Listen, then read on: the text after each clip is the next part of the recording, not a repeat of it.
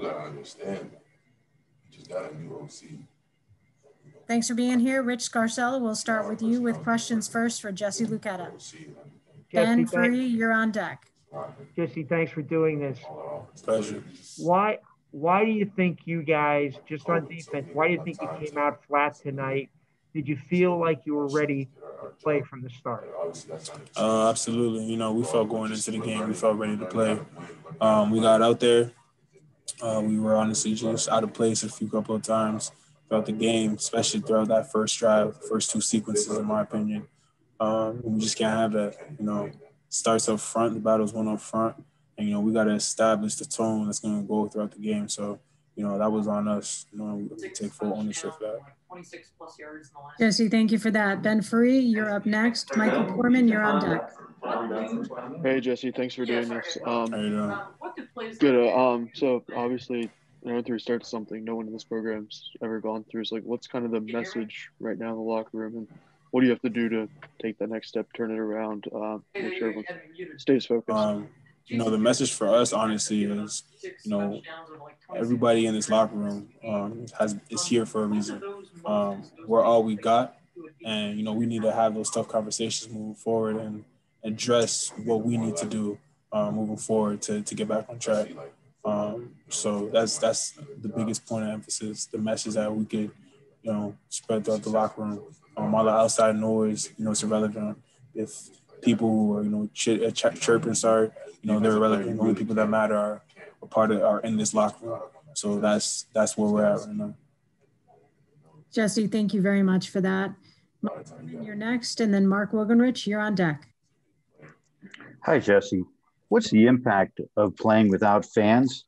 What's the impact of playing without Micah, Journey, or Noah? You know, I'll answer your first question with the fans. I mean, regardless, fans or no fans, we got to line up and play football. You know, there's a standard that has to be upheld. You know, playing without two of our brothers, honestly, it hurts. But, hey, we got to do what we got to do. It's a next man mentality. You know, one player rather than the other, you know, made a decision to, you know, better his situation. So, you know, there's no love lost for that. Journey's situation is different, obviously. He can't be here, but, you know, he's still doing everything he can to, you know, provide that juice, that love, that energy for the program, for the team in the locker room. So, you know, regardless of their situations, there's a next man up mentality. There's a no drop off mentality. You know, we got to do what we need to do to ensure that we can be successful. Thanks. What does no love lost mean? I just want to make sure I understand that. It always starts with I love you and always ends with I love you.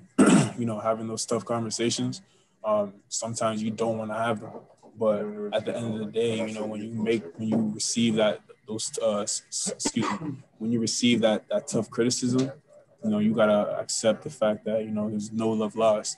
You know, you might hear some things that you may not really feel comfortable or want to hear in the time, but it needs to be said and it needs to be heard. So what's the most surprising thing? Jesse, thanks for that. That's a great explanation and the mark of a true winner. Mark Wogenrich, next question for you. Rich Scarcella, you're on deck.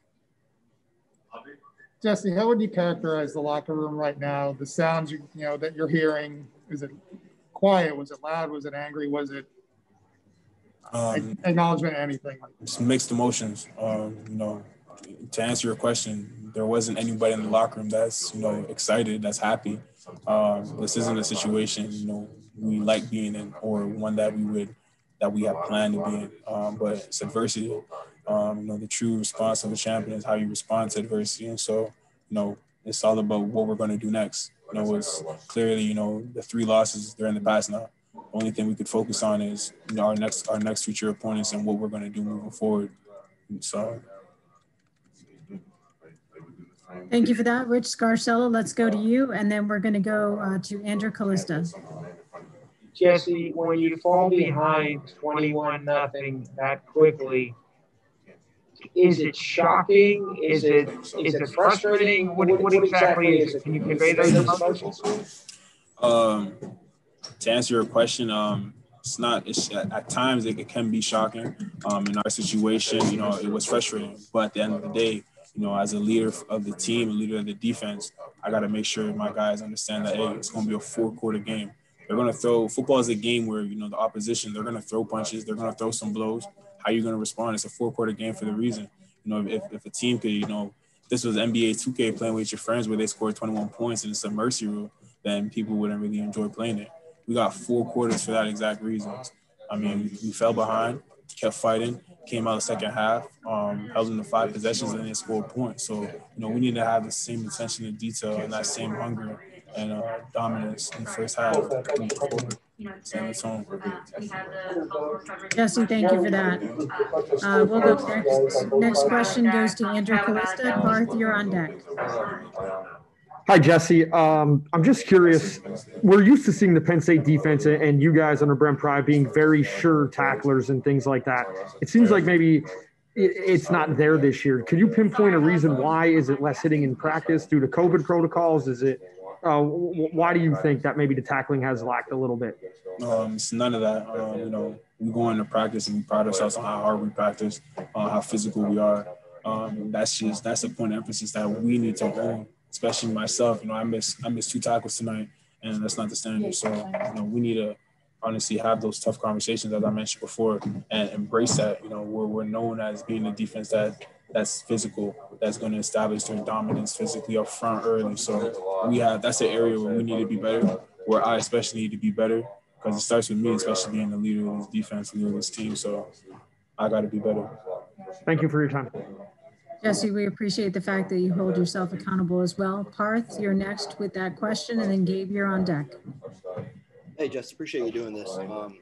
Last week against Ohio State, I think it took like 3 plays for them to score, and then today Maryland scored in less than 3 minutes.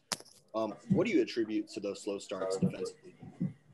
Attention to detail. You know, we need to clearly do more. You know, simple as that. Having those tough conversations and accepting it for what it is. You know, we haven't shown on film what the things we'd like to do. So we need to revise, you know, and just get it going. Parth, thank you for that. Gabe, let's go to you next. Audrey, you're on deck. Hey, Jesse, thank you for your time. You guys, for the touchdowns of 30 or more yards, what kind of went wrong in those big plays, and what can you guys do to fix that in the future? Play our style of football, you know, get back to playing with that fun swagger, physical attitude that we like to do. That's all we can do. That's what we will do. Gabe, thank you for that. Audrey, you're next. Oh, Audrey, sorry about that. Yeah. Jesse, what would you say is the biggest issue with this defense right now? There's no thing I'm going to pinpoint that is our biggest issue. The biggest issue for us, honestly, is we need to play collectively. We need to embrace our roles and our jobs and do that moving forward for us to be successful. You know, this isn't the time to point fingers because, you know, I wasn't perfect, you know, so it's like I can't make a statement about someone else knowing that I didn't play a perfect game.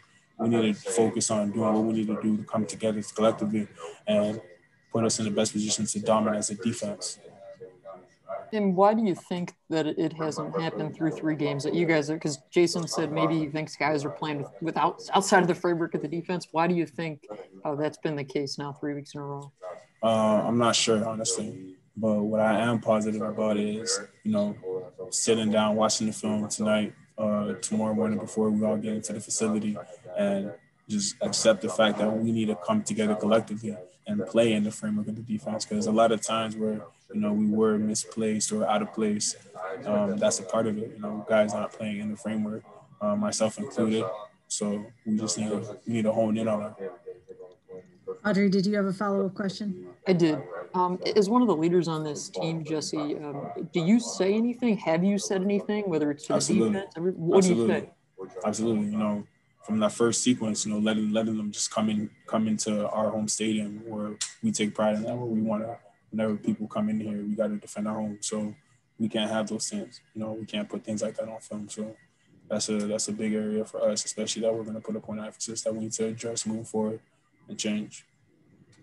Jesse, thank you for that. Any other questions for Jesse? Audrey, is this another follow-up? Yeah, it was. What's Coach Price said to you guys, whether at halftime or after the game? What's his message kind of been to you guys? To slow down, trust our keys, and play in the framework. You know, as complex as the game may look, it's really not simplistic. So at times, you know, some players, they may feel overwhelmed or, you know, at times uncomfortable, but, you know, just getting back to the basics and trusting your keys and playing the framework, playing together, having fun, you know, celebrating together. That's what it was. Last question is from Nate Bauer. Hey, Jesse, I'm just curious about the week of practice leading into this game, but also I guess maybe through the season. I mean, have you guys felt like I think you've experienced some issues in practice that are showing up in the games? I think it's just, you know. No, I wouldn't say we're having some issues that are popping up in practice that are, you know, are transitioning to the game. But at the end of the day, you know, as you guys can see, everything adds up to little things. So I would say we need to hone in on that. Our message has been the same. Like, we just need to sit down, reevaluate, and, you know, even myself, like, we need to all reevaluate what we're doing and address it, because this isn't the standard. You know, this isn't the Penn State standard, and we need to forget talking about finding where we need to make one. Jesse, thank you very much for your time. We appreciate it, everybody. We'll have this recording up very shortly on the Media Central.